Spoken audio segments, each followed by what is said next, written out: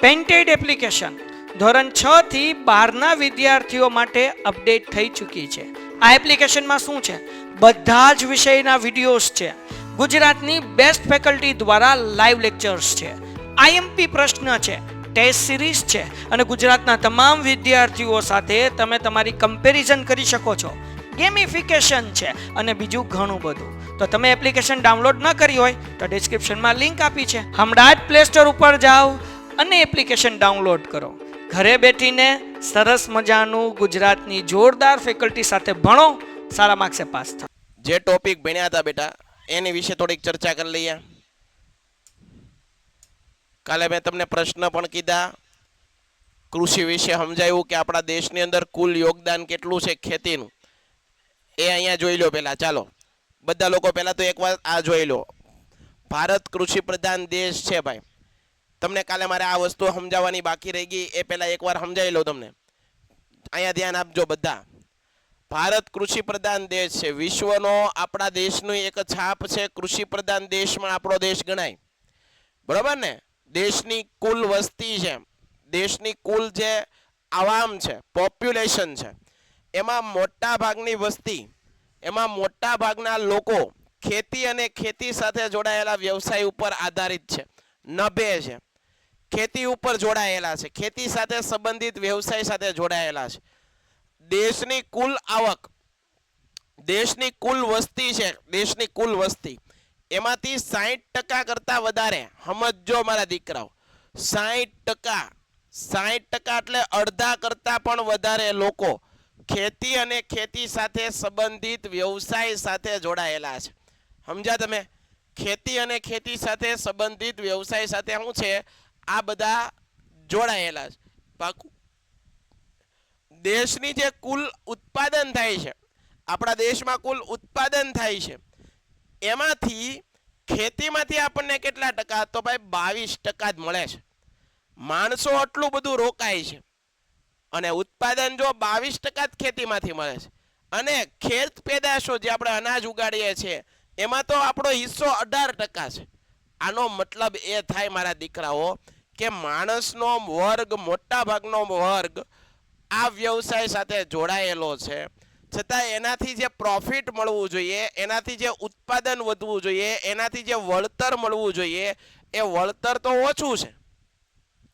આના કારણે જ આપણો દેશ છે વિકાસશીલ દેશ રહ્યો છે, વિકસિત નથી બની શક્યો. કારણ કે આપણે કંઈક ભૂલ કરીએ છીએ, આપણે કંઈક ટેકનોલોજીનો ઉપયોગ નથી કરતા, બરોબર? સમજદારીથી ખેતી નથી કરતા. આના કારણે આ વધવું જોઈએ, આ કમસે કમ 50-60%થી થવું જોઈએ, પણ એ નથી થતું.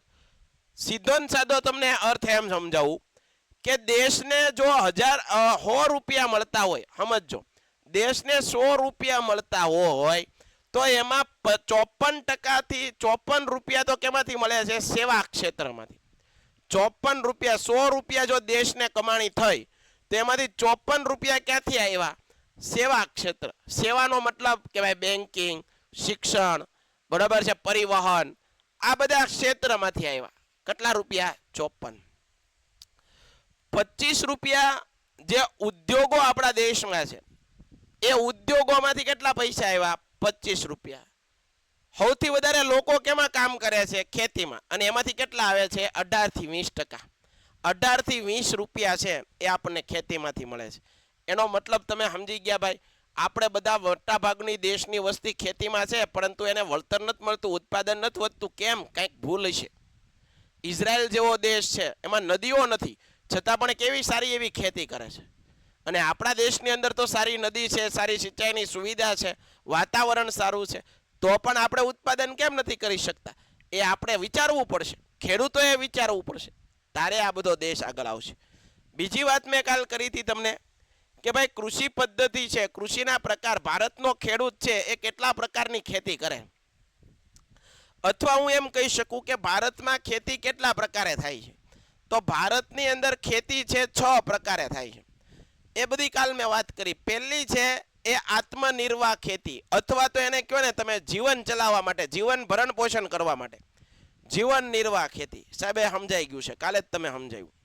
એમાં કાંઈ બેંક બેલેન્સ ન થાય, એમાં કાંઈ નવી ટેકનોલોજી ન આવે, ખેડૂતનું માઇન્ડ ઘર હાલતું હોય. ઘર માઇન્ડ હાલે તો બીજો બિચારો વસ્તુ ક્યાંથી લાવવાનો, સ્વાભાવિક છે. એના પછી બીજો પ્રકાર છે એ છે સૂકી ખેતી. સૂકી ખેતી કઈ જગ્યાએ થાય?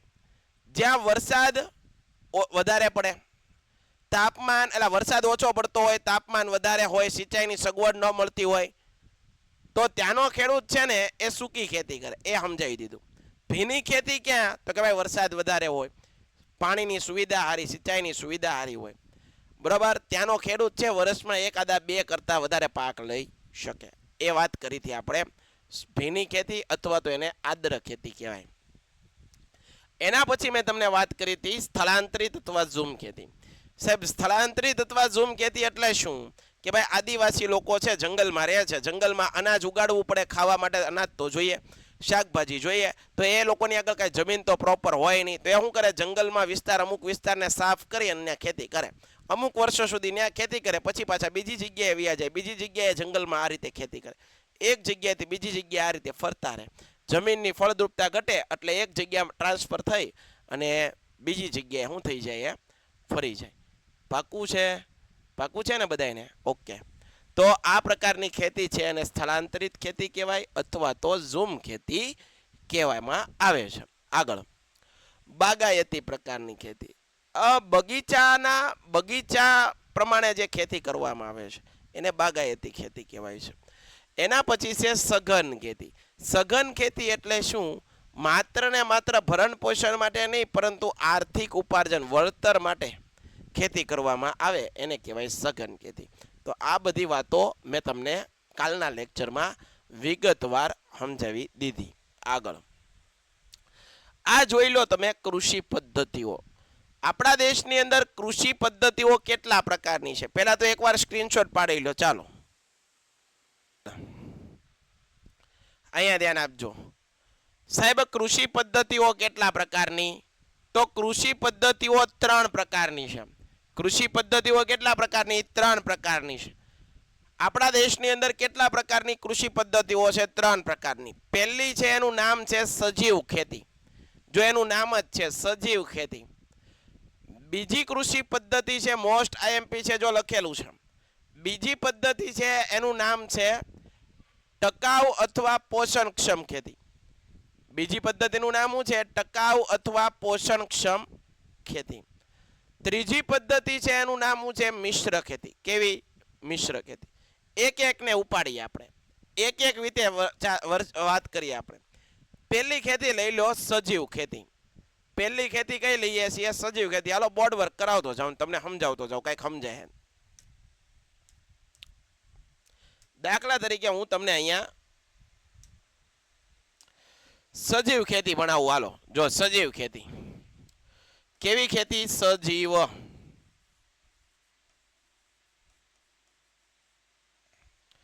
બરોબર, ધ્યાન આપજો, મસ્ત મજા આવશે તમને.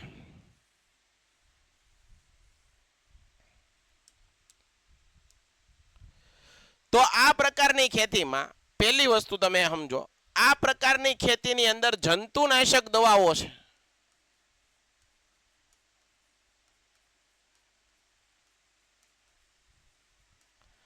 કૃત્રિમ ખાતરો છે.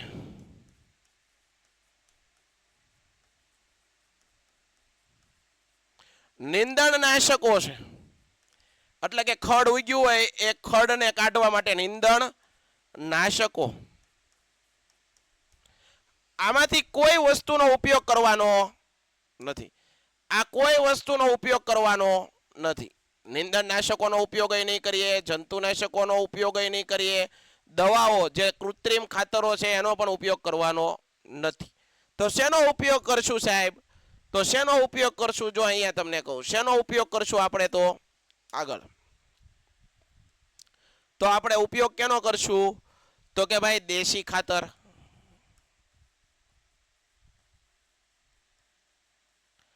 અળસિયાનું ખાતર,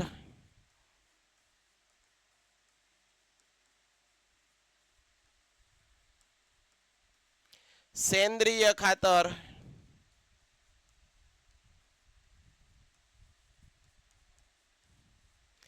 પછી દવાઓ તરીકે, દવા તરીકે કોનો ઉપયોગ કરશું? દવા તરીકે ત્રણ વસ્તુને મિક્સ કરી નાખવાની. એક તો કોને મિક્સ કરવાની? તો કે ભાઈ ત્રણ વસ્તુને આપણે મિક્સ કરશું.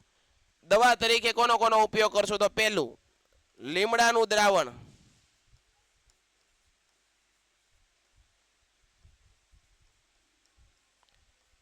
બીજી વસ્તુ શું? લીમડાનું દ્રાવણ. બીજું શું? તો કે ભાઈ ગૌમૂત્ર.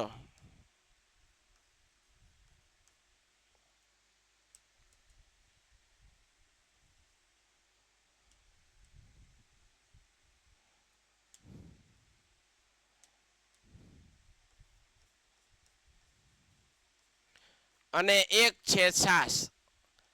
આ બધાને ભેગા કરવાના અને દવા છાંટવાની, બરોબર? ઓલી કેમિકલ વાળી દવા છાંટવાની નહીં. હવે આ પ્રકારે જે ખેતી કરવાથી થાય, આ પ્રકારની ખેતી છે એનાથી ફાયદો શું થાય? તો એક ફાયદો તો શું થાય? પર્યાવરણને નુકસાન થતું નથી. પહેલો ફાયદો શું થાય? પર્યાવરણને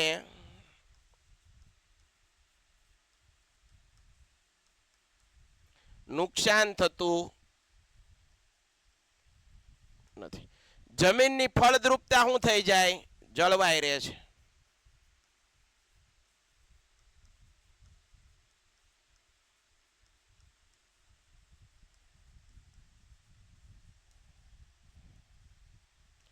જમીનની ફળદ્રુપતા શું થાય છે? જળવાઈ રહે છે. એના પછી પર્યાવરણને નુકસાન નથી થતું, જમીનની ફળદ્રુપતા જળવાઈ રહે છે. પાકની અંદર જે ઉત્પાદન થાય છે, જે પાક ઉત્પાદન થાય છે, જે પાક ઉત્પાદન થાય છે, પાક તૈયાર થાય છે, એમ લખો, તૈયાર થાય છે, એ ગુણવત્તાયુક્ત,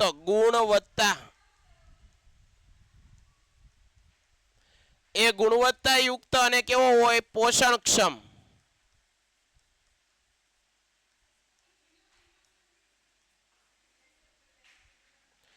ગુણવત્તાયુક્ત અને કેવો હોય છે? પોષણક્ષમ હોય છે. ક્લિયર થાય છે? પાકું ક્લિયર થાય છે? તો આ પ્રકારની ખેતીને કેવી ખેતી કહેવાય? તો કે ભાઈ સાહેબ બધાએ કહી દીધું સાહેબ, હવે તમે કહી તો દીધું. આ પ્રકારની ખેતીને કેવી ખેતી કહેવાય? સજીવ ખેતી. જેની અંદર તમારે જંતુનાશક દવાઓનો ઉપયોગ કરવાનો જ નથી, જેની અંદર તમારે કૃત્રિમ ખાતરનો ઉપયોગ કરવાનો જ નથી, જેની અંદર તમારે નીંદણનાશક જે દવાઓ આવે કેમિકલ વાળી, એ દવાઓનો તમારે ઉપયોગ જ નથી કરવાનો. એની બદલે દેશી ખાતર વાપરો, અળસિયાનું ખાતર વાપરો, સેન્દ્રિય ખાતર વાપરો. તમારે દવા છાંટવી છે, તમારા પાકને દવા જીવાતો છે તો જીવાતને મારવા માટે દવા છાંટવી છે, તો લીમડાનું દ્રાવણ બનાવી નાખો એક ટીપણામાં, એમાં ગૌમૂત્ર નાખો, છાશ નાખો, અને પછી પાક છે જે તમે વાવ્યું છે એના ઉપર છાંટી ગયો. એનાથી ફાયદો શું થાય? તો કે ભાઈ પર્યાવરણને નુકસાન નથી થતું, જમીનની ફળદ્રુપતા જળવાઈ રહે છે, જમીન છે બગડતી નથી, દૂષિત નથી થતી. જે પાક તૈયાર થાય છે, જે તમે ઉગાડ્યું છે, એનો સ્વાદ જળવાઈ રહે છે. આજે તમને ખબર છે કે દવાઓ વાળો ખોરાક ખાવાથી આપણને કોઈ સ્વાદ નથી આવતો. રીંગણા ખાતા હોય તો આપણને કઈ રીંગણાનો ટેસ્ટ ના આવે, દૂધી ખાતા હોય તો દૂધીના શાકનો ટેસ્ટ નથી આવતો. શું કરવા નથી આવતો? બધી દવાઓ વાળી વસ્તુ આવે છે, બરોબર છે? તો આ પ્રકારની ખેતીને સજીવ ખેતી કહેવાય. આ સજીવ ખેતીનું બીજું નામ છે ને, એ પણ યાદ રાખી લેજો બધા.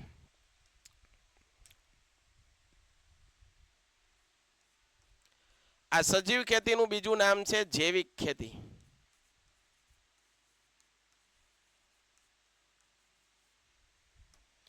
સજીવ ખેતીનું બીજું નામ શું છે? જૈવિક ખેતી.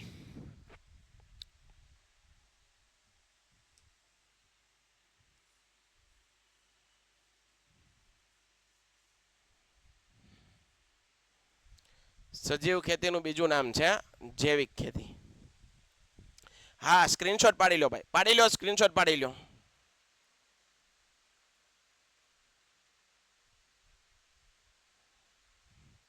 પાડી લો બેટા, સ્ક્રીનશોટ પાડી લો જેને પાડવાનો હોય એને.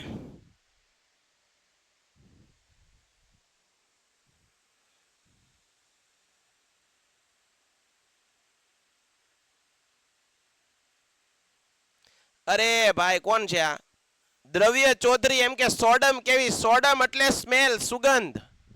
પેલા દીકરા છે ને, પેલાના સમયમાં દવાવાળો ખોરાક બનાવતા જ નહીં, તો બીમારીઓ પણ નહોતી.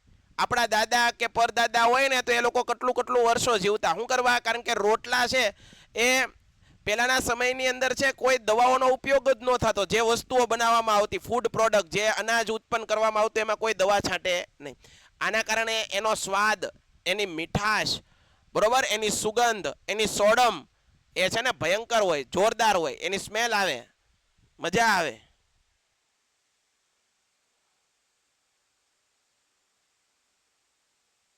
ચાલો આગળ.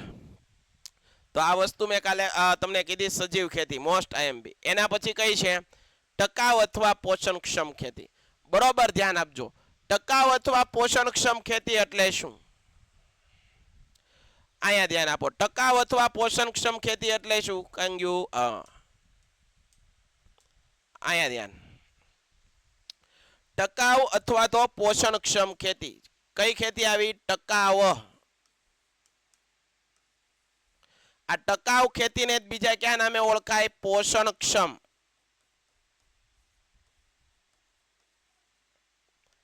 ખેતી.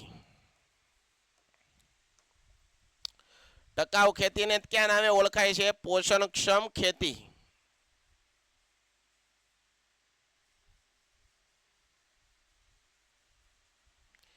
અહીંયા ધ્યાન આપજો, બધા લોકોનું ધ્યાન અહીંયા. ટકાઉ ખેતી. પેન્ટેડ એપ્લિકેશન ધોરણ 6 થી 12ના વિદ્યાર્થીઓ માટે અપડેટ થઈ ચૂકી છે. આ એપ્લિકેશનમાં શું છે? બધા જ વિષયના વિડીયોઝ છે. ગુજરાતની બેસ્ટ ફેકલ્ટી દ્વારા લાઈવ લેક્ચર્સ છે. આઈએમપી પ્રશ્ન છે, ટેસ્ટ સિરીઝ છે અને ગુજરાતના તમામ વિદ્યાર્થીઓ સાથે તમે તમારી કમ્પેરિઝન કરી શકો છો. ગેમિફિકેશન છે અને બીજું ઘણું બધું. તો તમે એપ્લિકેશન ડાઉનલોડ ન કરી હોય તો ડિસ્ક્રિપ્શનમાં લિંક આપી છે. હમણાં જ પ્લે સ્ટોર ઉપર જાઓ અને એપ્લિકેશન ડાઉનલોડ કરો. ઘરે બેઠીને સરસ મજાનું ગુજરાતની જોરદાર ફેકલ્ટી સાથે ભણો, સારા માર્ક્સે પાસ થાઓ. અથવા પોષણક્ષમ ખેતી તમને ભણાવું છું.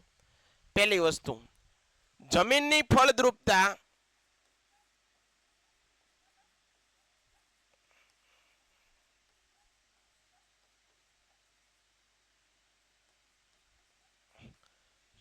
જમીનની ફળદ્રુપતાને ટકાવી રાખવા માટે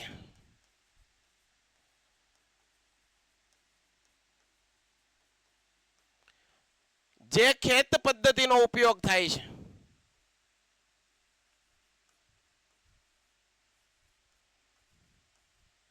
જમીનની ફળદ્રુપતાને ટકાવી રાખવા માટે જે ખેત પદ્ધતિ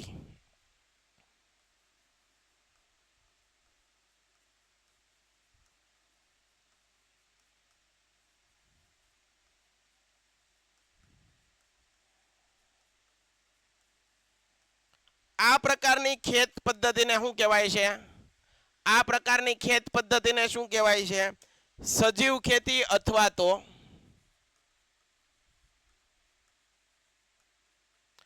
સજીવ ખેતી નહીં, ટકાઉ ખેતી.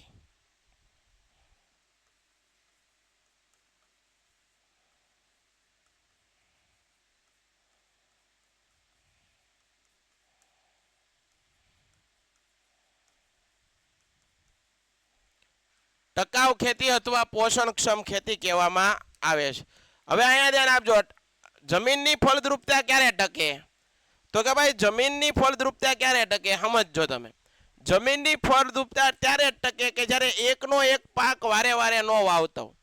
દાખલા તરીકે સમજાવું, આ એક ખેતર છે, આ હું છે એક ખેતર છે.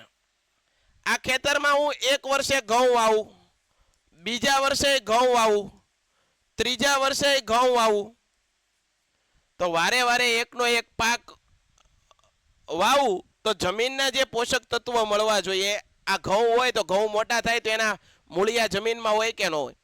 હોય કે નહીં?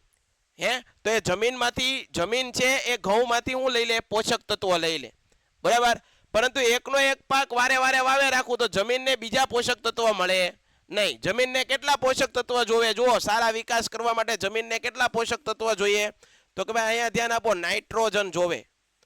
જમીનની અંદર નાઇટ્રોજન ન હોય તો આપણે શું કરવું પડે? બહારથી એને ઉમેરવું પડે ખાતર સ્વરૂપે. પછી ફોસ્ફરસ જોવે,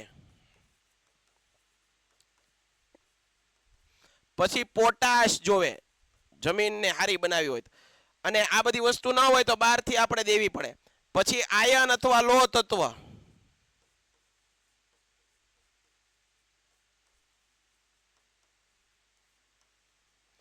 ક્લિયર છે? તો આ વસ્તુ બધી જોવે. આ ન હોય તો આપણે શું કરવી પડે? બહારથી આ બધી વસ્તુને શું કરવી પડે? ઉમેરવી પડે. તો આપણે પાકને બદલતા રહીએ. દાખલા તરીકે એક વર્ષે ઘઉં વાવ્યો, એક વર્ષે કઠોળ વાવ. તો કઠોળ છે તો કઠોળ વર્ગની વનસ્પતિ જો આવી રીતે કઠોળ હોય તો એના મૂળિયા જમીનમાં હોય કે ન હોય? હોય. આ જમીનની અંદર કઠોળ વાવીએ ને તો એના મૂળની અંદર શું આવેલું છે? મૂળ ગંડિકા. એટલે નાની નાની ગાંઠો મૂળની અંદર.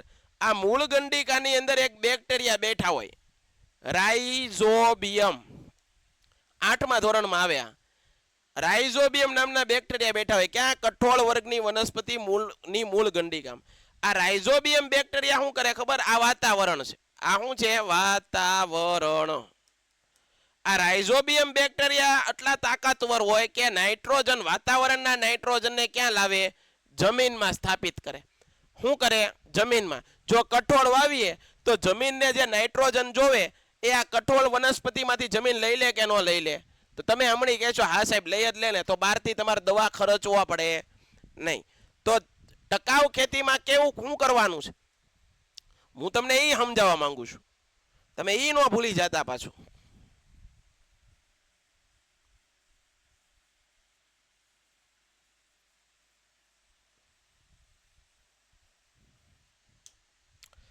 ટકાઉ ખેતીની અંદર શું છે? પાકની ફેરબદલી કરવાની છે.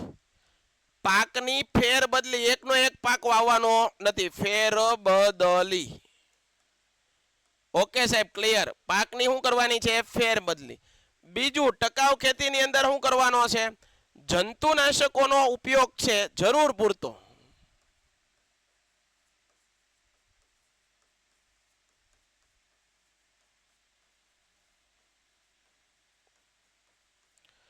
ત્યારબાદ કૃત્રિમ ખાતરનો ઉપયોગ.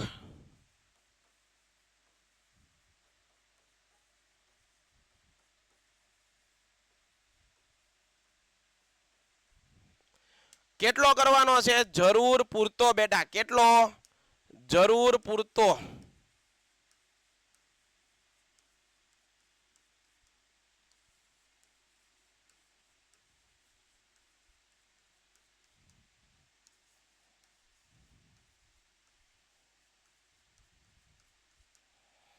કેટલા લોકોને ક્લિયર થયું? બધું જરૂર પૂરતો ઉપયોગ કરવાનો છે. આ પ્રકારની ખેતીને કેવી કહેવાય? ટકાઉ અથવા પોષણક્ષમ. ચાલો, ક્લિયર છે? એના પછી આગળ જોઈએ મિશ્ર ખેતી. જો મિશ્ર ખેતી અહીંયા લખાવેલી છે મેં, જુઓ.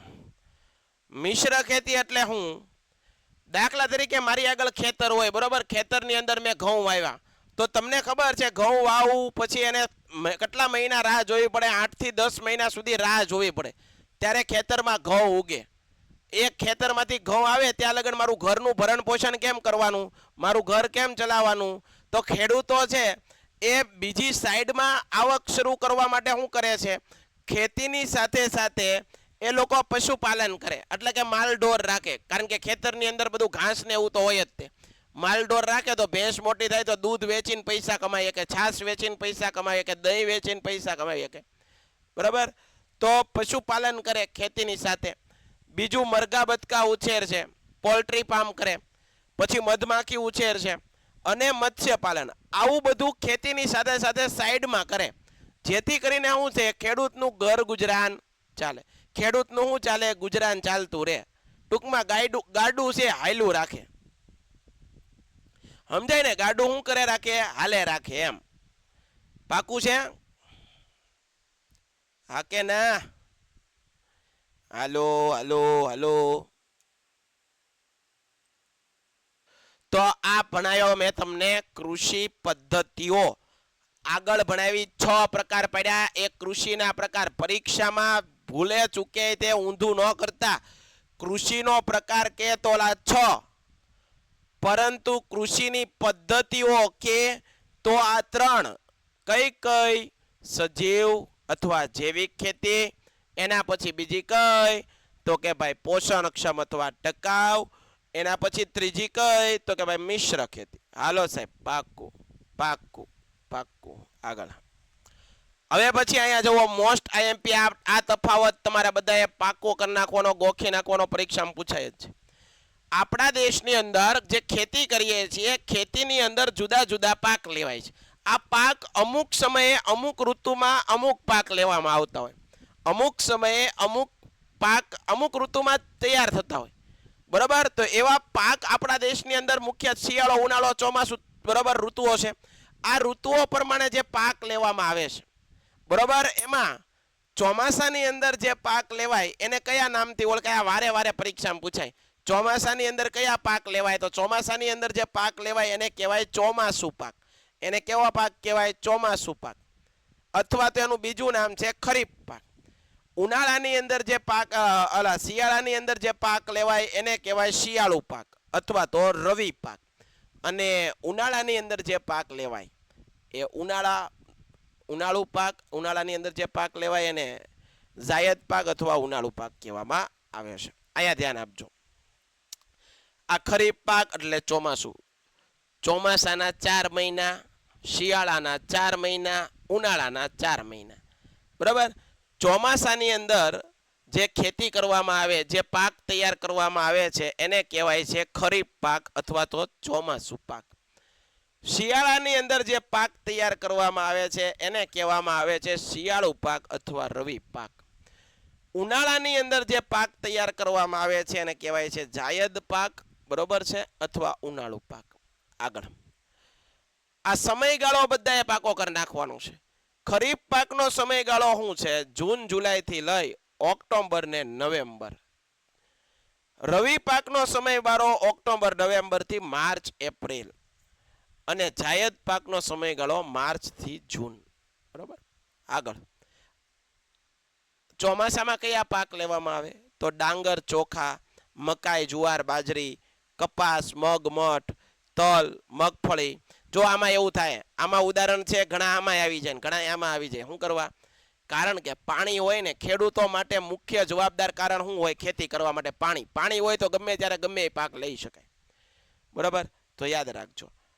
શિયાળુ પાકની અંદર કયા છે? ઘઉં, રાયડો, અળસી, ચણા, જવ, સરસવ, આ બધું. અને ઉનાળાની અંદર ફ્રૂટ વાવી શકાય, શાક બકાલું વાવી શકાય, ડાંગર, મકાઈ, મગફળી, તલ, બાજરી, તરબૂચ વગેરે. ડન છે? દક્ષભાઈ બોલો. દક્ષભાઈ બોલો. દક્ષભાઈ બોલો. હેલો, બોલો. પ્રશ્ન હોય તો પૂછી લે ભાઈ દક્ષભાઈ. ડન છે બધાને? ક્લિયર છે આટલી વસ્તુ દીકરાઓ? Thank you Maharshi, Vishwa Patel. Blueprint કોઈ વાંધો નહીં, આપણે બ્લુપ્રિન્ટ આપશું બેટા. અત્યારે આપણે આ બધા ચેપ્ટરમાં જે આઈએમપી છે એટલું કરો તો પણ બહુ છે. Yes sir. ચાલો,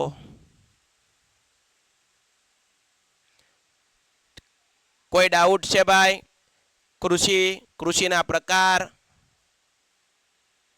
ભાઈ બાજરી 2 પ્રકારની હોય. બાજરીને પાણી ઓછું જોવે તો ચોમાસામાં શું કરવા આવે ભાઈ? 2 બાજરી હોય, ચોમાસુ બાજરી અને શિયાળુ બાજરી, બરોબર. એક ઉનાળુ બાજરી થાય અને ચોમાસુ બાજરી થાય, બરોબર બેટા.